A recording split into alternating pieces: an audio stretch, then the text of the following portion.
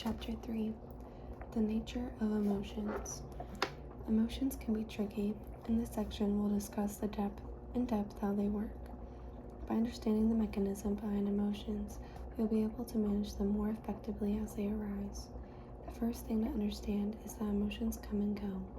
One moment you feel happy, the next you feel sad.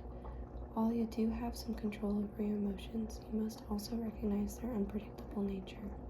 If you expect to be happy all the time, you set yourself up for failure. You then risk blaming yourself when you fail to be happy, or even worse, beat yourself up. To start taking control of your emotions, you must accept they are transient. You must learn to let them pass without feeling the need to identify strongly with them. You must allow yourself to feel sad without adding commentaries such as, "I shouldn't be sad," or "What's wrong with me?"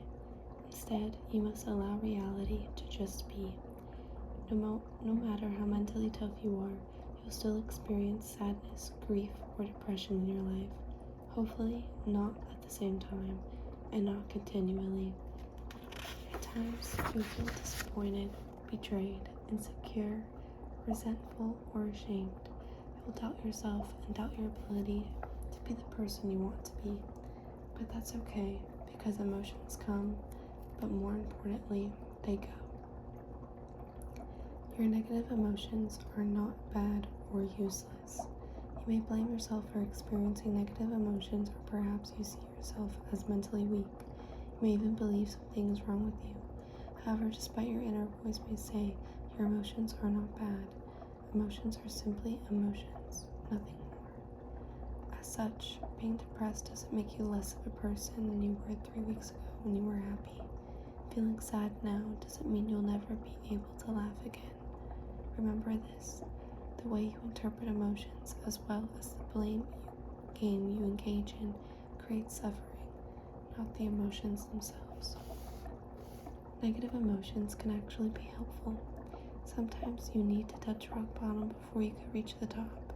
Even the toughest people on earth become depressed. Elon Musk never imagined he would have a mental breakdown, but he did, and he bounced back. After losing his fiancée, Abraham Lincoln was depressed for months. This tragic event didn't prevent him from becoming president of the United States. Negative emotions often serve a purpose. They may serve as a wake-up call. They may help you learn something positive about yourself. Of course, when you're under their spell, it may be difficult to look at the bright side of things, but in hindsight, you may realize emotions, even the sad ones, had their role to play in your ultimate success. The positive role of negative emotions. Your emotions are not here to make your life harder, but to tell you something. Without them, you wouldn't grow. Think of your negative emotions as the emotional equivalent of physical pain. While you hate being in pain, if you didn't have pain, chances are you would be dead by now. Physical pain sends a powerful signal that something is wrong, nudging you to take action of some kind. It can be to consult your doctor, which may lead you to undergo surgery, change your diet, or increase exercise. Without physical pain, you wouldn't do any of these things, and your situation would worsen, potentially leading to premature death. Emotions work the same way. They signal you to do something about your current situation. Perhaps you need to let go of some people, quit your job, or remove a disempowering story that creates suffering in your life. The fleeting nature of emotions.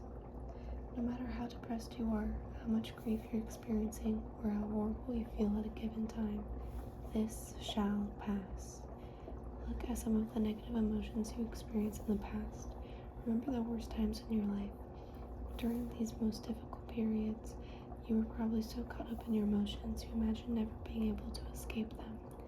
You couldn't imagine being happy ever again. But even these episodes ended. Eventually the clouds dissipated and the real you shone again. Your emotions come and they go. Your depression will go. Your sadness will vanish. And your anger will fade away. Bear in mind, if you experience the same emotions repeatedly, it probably means you hold disempowering beliefs you need to change something in your life. We'll discuss how later. If you suffer from severe chronic depression, it may be a good idea to consult with a specialist. The trickiness of emotions. Have you ever felt you'll never be happy again? Have you ever been so attached to your emotions you thought they'll never go away? Don't worry, it's a common feeling. Negative emotions act as a filter that taints the quality of your experiences. During a negative episode, every experience is perceived through this filter. While the world outside may remain the same, you will experience it in a completely different way based on how you feel. For instance, when you're depressed, you don't enjoy the food you eat, the movie you see, or the activities in which you engage. You only see the negative side of things, feeling trapped and powerless. On the other hand, when you're in a positive mood, everything in life appears better. Food tastes great, you enjoy all the activities you partake in, and you're naturally friendlier. You may now believe that armed with this knowledge you have gained from this book, you'll never be depressed again. Wrong. You'll keep experiencing sadness, frustration, depression, or resentment. Hopefully, each time these occur, you'll become wiser and wiser, remembering that this too shall pass. I have to admit I can be easily fooled by my emotions. While I know I am not my emotions, I still give them too much credit and fail to recognize that they are just temporary visitors. More importantly, I fail to remember they are not me. Emotions always come and go, but I remain. Once the emotional storm has passed, I genuinely feel like an idiot for having taken my feelings so seriously. Do you? Interestingly, external factors may not be, and often aren't, the direct cause of a sudden change in your emotional state. You can be in the same situation with the same job, the same amount of money in your bank account, and have the same problems as always, but experience radically different emotional states. In fact, if you look at your past, this is often what happens. You are mindfully depressed for a couple of hours or a few days before bouncing back into your default emotional state. During this period of emotional stress, your environment doesn't change at all. The only thing that changes is your internal monologue. I encourage you to make a conscious effort to notice whenever such events happen and start seeing through your emotions' trickery. You might want to go one step further and record these events in a journal. By doing so, you will gain a deeper understanding of how emotions work, and as a result, you'll be better equipped to manage them. The evil power of emotions. An emotion usually represents an amplified, energized thought pattern, and because of its often overpowering energetic charges, it is not easy initially to stay present enough to be able to watch it. It wants to take you over, and it usually succeeds, unless there is enough presence in you. Eckhart Tolle, The Power of Now. Negative emotions are like a spell. While you're under their influence, breaking free from them seems impossible. You may know dwelling on the same thoughts is pointless. You can't help but go along with the flow. Feeling an intense pull, you keep identifying with your thoughts, and as a result feel worse and worse. When this happens, no rational argument seems to work. The more these emotions fit your personal story, the stronger the pull becomes. For instance, if you believe you aren't good enough, you may experience negative emotions such as guilt or shame. Each time you judge what you do is not good enough. Because you've experienced these emotions so many times before, they have become an automatic response. For more information on how the identification with emotions works, refer to section Identification. The filtering power of emotions. Your emotional state can drastically affect your outlook on life, leading you to act and behave differently. When you're in a positive state, you have more energy available. This energy gives you more confidence in everything you do, an openness to consider new actions that can improve your life, the ability to leave and break out of your comfort zone, more emotional room to receive during tough times, better ideas, and enhanced creativity. and easy access to positive emotions within the same emotional range. When you're in a negative state of mind, you have less energy available, giving you a lack of confidence that affects everything you do, a lack of motivation that reduces the scope of actions you're willing to take, a reluctance to take on a new challenge and leave your comfort zone, a reduced ability to perceive in the face of setbacks, and a propensity to attract negative thoughts within the same emotional range. Let me share with you a real example from my own life. Both cases happened under the same external conditions. The only difference was my emotional state at the time. Case 1. Feeling excited about my online business. More confidence in everything I do. I feel as though my ideals are good. I'm excited to work on my books and eager to write articles. I'm open to sharing my work and promoting it. An openness to consider new courses of action. I am open to new ideas or to work on a new project. I can think of ways to collaborate with other authors, start building a new coaching program to offer my audience. The ability to get out of my comfort zone becomes easier for me to push myself beyond my comfort zone. I may contact people I don't know or run Facebook Lives, for instance. More emotional room to perceive. I stick to my projects even when I lack motivation. Better ideas and enhanced creativity. I am open to new ideas and might come up with new ideas for books, articles, and other creative projects. Easy access to positive emotions. I attract more positive emotions at the same time my mind rejects negative thoughts more efficiently by refusing to identify them. Case 2. Feeling mildly depressed due to my lack of results. A lack of confidence. I start doubting myself and all of the projects I'm currently working on. Suddenly, everything I do becomes useless or not good enough. Thoughts like, what's the point? I'm not going to make it, or I'm stupid, cross my mind. Promoting myself becomes a significant challenge. A lack of motivation. I don't like doing anything. I'm attacked by and unable to escape negative thoughts. I have the same negative thoughts again and again, which repeat like a broken record. They seem so real and taint in all of my experiences. Difficulty taking on new challenges. I have little energy left over to leave my comfort and undertake challenging projects. A reduced ability to persevere. I have difficulty finishing tasks and I procrastinate over tasks I should be working on. A propensity to attract negative thoughts. I invite more and more negative thoughts, although these thoughts have been crossing my mind before, now they stick fast. By identifying with these thoughts, I generate more negative emotions. Both cases happened a few days apart. The external environment was the same, but my emotional state was radically different and led me to take different actions. The magnetic power of emotions. Your emotions act like magnets. They attract thoughts on the same wave.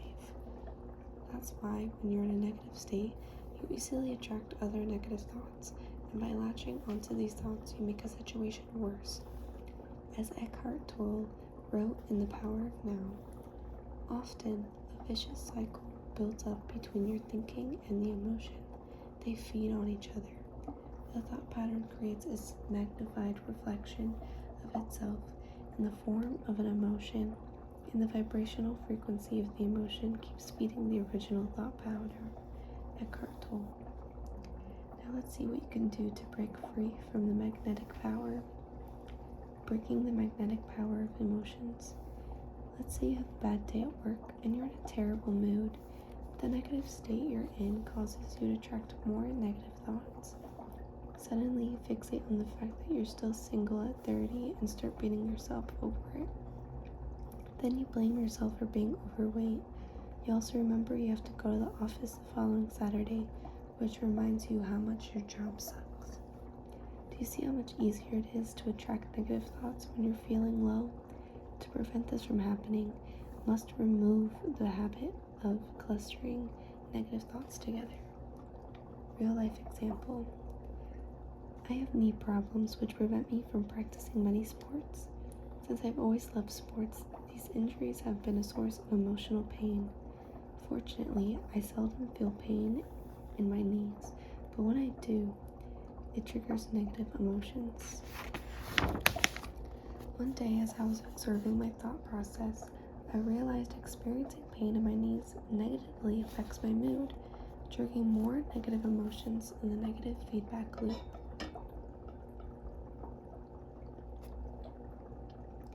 The pain would cause me to focus on all the things that were going wrong, from my work to my personal life. As a result, I would experience negative emotions for hours or even days. The point I'm trying to make is no matter how great your life is, if you spend most of your time focusing on your problems, you'll become depressed. Thus, to reduce negative emotions, you must learn to compartmentalize your issues. Don't let your mind over-dramatize things by clustering unrelated matters. It will only make you feel worse. Taken separately, most of your issues aren't such a big deal, and no rule that says that you have to solve them all at once. Start noticing how you feel. Record your negative emotions. Look at what triggers them. Then, the more you do this, the more you will uncover specific patterns. For example, let's say you felt sad for a couple of days. Ask yourself the following questions. What triggered my emotions? What fueled them over the 2 days? What story was I telling myself? How and why did I get out of my slump? What can I learn from this episode? Answering these questions will be invaluable and will vastly help you deal with similar issues in the future. Your emotional accessibility. We previously saw that you attract thoughts that match your emotional state. The opposite is also true. You can't attract thoughts that are out of sync with how you feel at any given time. Even if you try to think positive thoughts, your mind wouldn't be receptive to them. This is why during periods of sadness, while positive thoughts may cross your mind from time to time, you won't be able to associate with them, and you won't be able to change your mind about your emotional state. Your emotional set point. Have you ever been told to cheer up when you were grieving or expressed gratitude when you were depressed? Did it help? It probably didn't. This is because the emotional state you were in didn't allow you to access these emotions. In their book, Ask and It Is Given, Esther and Jerry Hicks often offer a model to explain how emotional ranges are connected and how we can move up the ladder from negative to more positive emotions. For instance, in this model, depression or hopelessness is at the bottom of the ladder, followed by anger, which it means is that if you feel depressed, signs of anger indicate that you're climbing the emotional ladder. This makes sense. When you're angry, you have more energy than when you're depressed, right? Recently, after being depressed for a while, I experienced feelings of anger. For some reason, I got tired of the stories and excuses running through my mind, and I used the anger as a fuel to complete the tasks I had been avoiding. As a result, I was able to create momentum and climb the emotional ladder. Whenever you're experiencing negative emotions, watch for emotions that give you more energy. So-called negative emotions like anger can help you overcome even more disempowering emotions like hopelessness. Only you know how you feel. Therefore, if anger feels better, accept it. Emotions and mental suffering. Did you know you create a lot of unnecessary pain in your life? Each time you lock in onto a thought or an emotion, you suffer. A great example of this is how you react to physical pain. Whenever you feel pain, your first reaction is to interpret it. When you do so, you generate negative thoughts. Your identification with these thoughts is what creates mental suffering. Below are some of the ideas that may cross your mind in these situations. What if the pain never goes away? What if I can't do X, Y, Z anymore because of the pain? What if it gets worse? What if I have to undergo surgery? What if I can't go to work? I have more important projects I must finish on time. With this pain, today's going to be challenging. I don't have money. How will I pay hospital bills if things get worse? This internal dialogue creates suffering, but does nothing to help solve the problem. You can still function properly and take appropriate actions without dwelling on any of the above worries. Negative emotions are not the problem. The mental suffering you create out of these emotions are. Another example of mental suffering is procrastination. Have you ever delayed starting a task for days or weeks just to realize it wasn't a big deal once you completed it? I have. What was the most exhausting part? The task itself, or the time you spent worried about it? Or perhaps you didn't sleep long enough and keep telling yourself today's going to be a rough day. As you imagine all the tasks you need to do, you already feel exhausted. Psychologists have shown that mental suffering is what consumes most of your energy. After all, sitting at a desk all day shouldn't be tiring, yet many of us feel exhausted at the end of the day. In his classic book, How to Stop Worrying and Start Living, Dale Carnegie wrote the following. One of America's most distinguished psychiatrists, Dr. A.A. Brill, goes even further. He declares 100% of the fatigue of the sedentary worker in good health is due to psychological factors, by which we mean emotional factors. Dale Carnegie. People inflict a tremendous amount of suffering on themselves. As you continue reading this book, you'll realize the idiocy of this activity. You'll notice people around you dwelling on the past as they cannot alter. You'll see your family members and friends worrying about a future they cannot predict. You'll witness people having the same repeated thoughts running in circles to fight a problem that exists only in their mind. For thousands of years, mystics have told us the problems are in our mind. They have repeatedly invited us to look within. Yet today, how many people are listening? Too many of us are addicted to our problems. Instead of letting go, we complain. We play the victim, we blame other people, or we discuss our issues without doing anything to solve them. To reduce this mental suffering, we must refuse to interpret our emotions in a negative and disempowering way. Why problems don't exist. If we go one step further and objectively look at reality, we can say that problems don't exist, and here's why. What you don't focus on doesn't exist. A problem only exists when you give it your attention. From your mind's perspective, what you don't give any thought to doesn't exist. Let's take a hypothetical example. Imagine you lost your legs. If you accept the fact immediately and refuse to give it any thought, there will be no problem and thus no mental suffering. You will simply be living in reality. Of course, that's not usually what happens. A problem exists only in time. A problem can only exist in the past or in the future. And where do the past and future exist?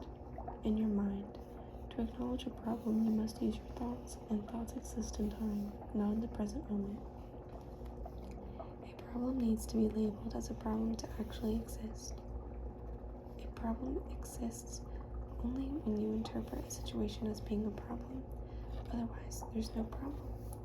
This concept may be hard to grasp at first, but it is a fundamental theory. In the next section, we'll look at the different components affecting your emotions.